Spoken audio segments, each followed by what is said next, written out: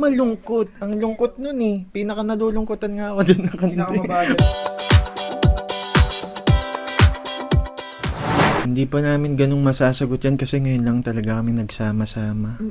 First single. Pero may mga naka-ready na kaming song na tingin ko bagay sa aming lahat na gusto rin ng mga kasama ko. So yun, hindi ko siya ganung masasagot ng diretso. Pero tingin ko mas okay to kaysa sa dati. Huwag kang iiyak.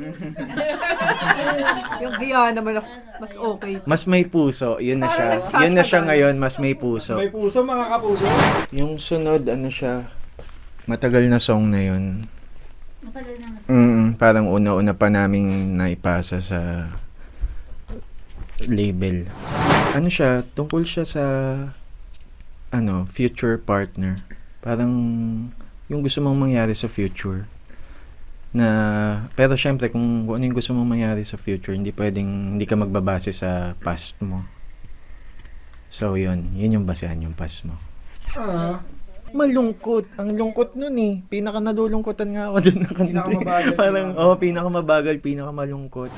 Alden Richards ka. Paulit-ulit naman tayo eh. Akin, Alin? hindi banday sa akin eh. Ikaw din, ako muna yung sa'yo. Wala nga eh. Wala? Vicar Moss? Hindi, iniisip ko. Ako rin yun eh. Hindi, ito muna, si Carms. Si Carms. Oo, wala. Ako siguro yung... Arnold Flavio. Yun. Hindi band yun sa akin eh. Manila Orchestra.